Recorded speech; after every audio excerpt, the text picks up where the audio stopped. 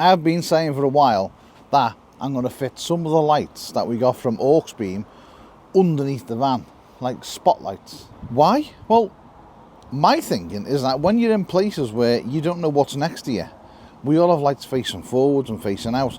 We don't have anything facing down on the floor, giving us like a halo round the van. We're going to mount them underneath the van, basically pointing out like that, sort of one this way and one that way. Basically lighting the floor either side of the van. And I'm about to turn them on left side or right side. Kind of makes sense to me. It mightn't to a lot of people, but I'm not normal, am I? Now, the other week, Emma did come across these two controllers on the side of the seat, and she kind of outed me on Instagram, but that's what they're going to be for. We're going to take this seat out and get to the inside where the controller is, because don't forget I fitted the controller in there for easy access. Right, your seat's in with 4 Allen keys. Also does help if you get the right Allen key bit as well. That's a help. Right, the right one is a HV6, if that means anything to anybody. Right, got the seat off, just put it over there for now. So the lighting rig does come with 2 relays. I think I'm just going to mount the relays on here next to each other. Then we can wire them directly into the actual Auxbeam controller there. Then they will get connected up to the relevant switches, and we can go from there. Right, wiring looms. What do we need? What don't we need? So we've got 2 relays. Now, these 2 relays are going to get mounted next to each other like that, and then the unit itself will then be wired into the Auxbeam controller. I won't need the fuse on them because it's already fused, so we can shorten them cables down on both of those. And then the thinner cable that will go to the controller switch, that can get shortened down as well, because it doesn't need to be that long, not in the case that we're using it for, so they can be shortened. But mount them to the wall, then I'll just drill a hole, put a bolt straight through, nut on the other side, and that'll be good for us. So drilled the holes there, and I've just put one of the nuts through, one of the relays is on there.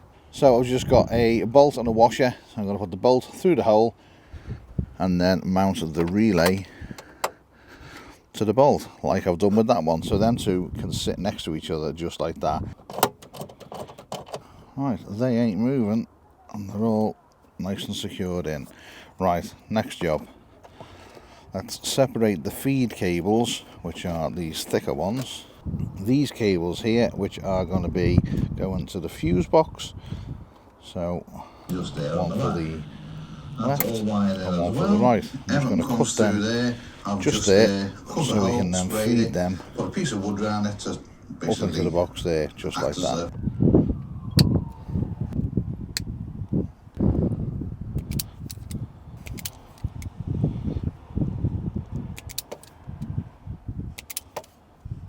And then bare all them 4 cables off as well. Right, now I've got all these cables off. Now I just need to basically solder them all back together and rejoin them up. So that's what I'll do, and then I'll come back to you. Right, you'll notice that on these I'm using solder tubes. Now these are fine to use, but a lot of people use them wrong.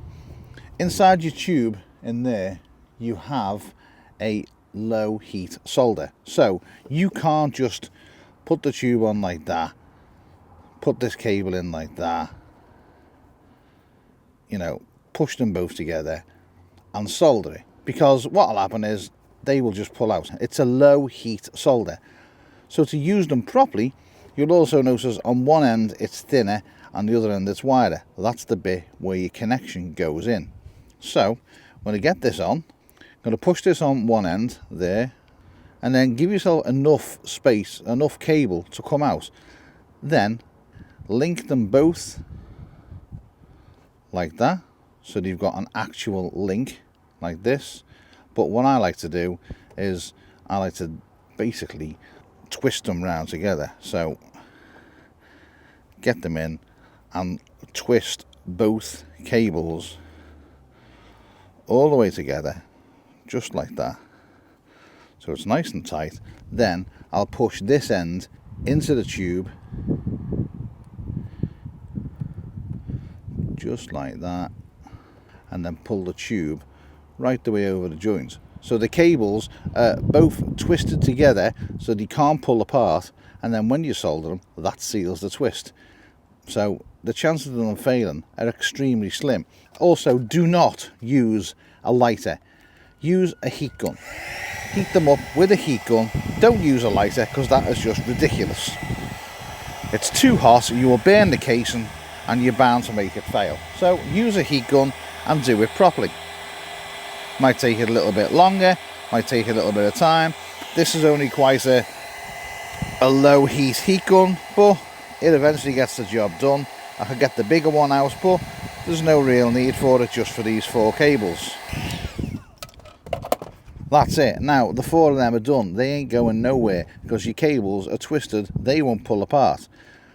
So now what we're going to do is we're just going to put some heat shrink all the way over and tidy them all up.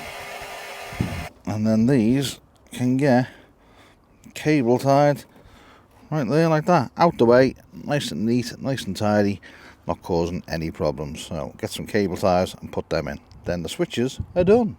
So then all we're going to do is concentrate on the 2 cables that are going actually into the unit to give them the power.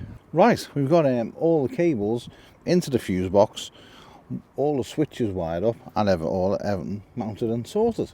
All the cables are going in there to the fuses there. I can upgrade them if I want to.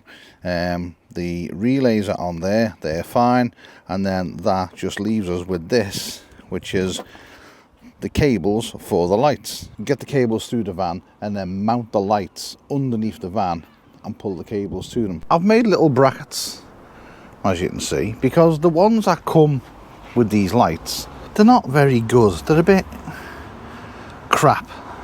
You know what I mean? They're a bit rubbish. So I have made those ones, which are just they're much better. They're angled right, and put one on there, and then we've got another one on there as well. Right, so I'm just going to mount them first so I know where they are, and then we can wire them all up later.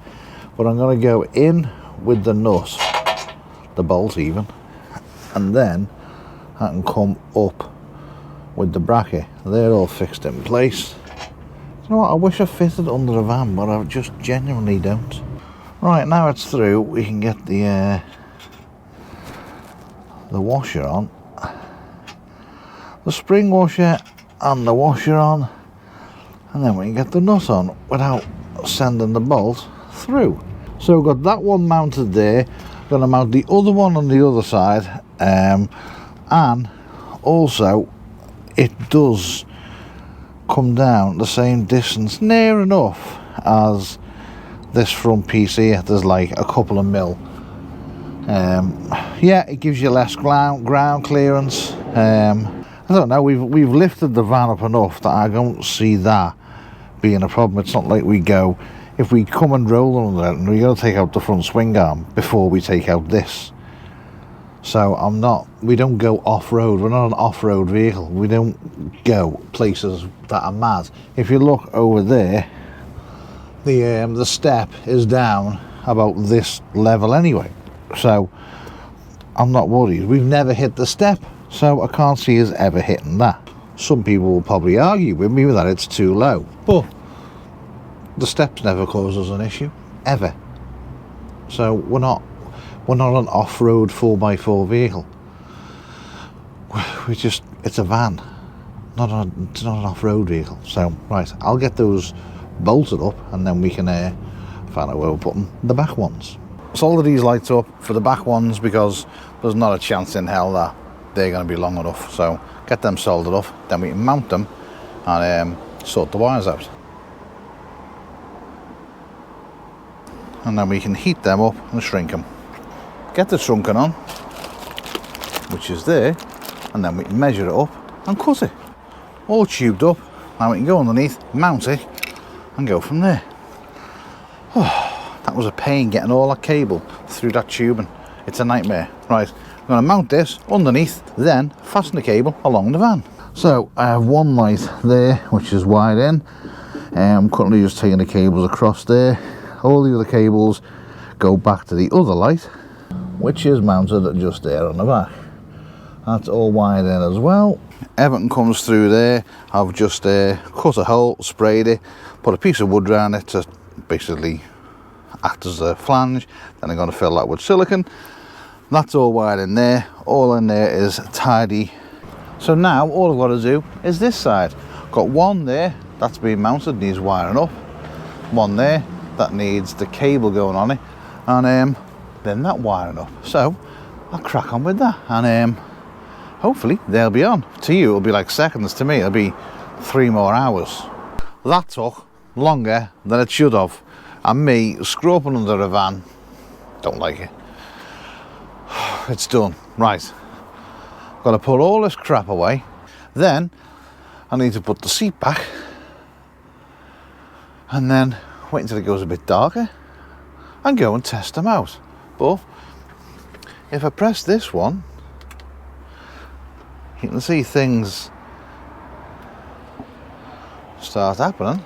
Got to admit, may need one in the middle. Don't know yet. Maybe 2 in the middle. I think Emma would kill me. But anyway. Right, it just gives a bit of light. I don't know. It will be totally different in the dark. I know that. It will. It'll be a lot better. It's daytime. Well, it's not daytime, but it's... I can't even see my watch. Must be close to 9 o'clock. Anyway, right. Put this seat away. Put the crap away. Get a wash. And then go somewhere dark. Well, we've done it. Let's have a look at what it looks like. It's all done. Now, it's on the white lights now.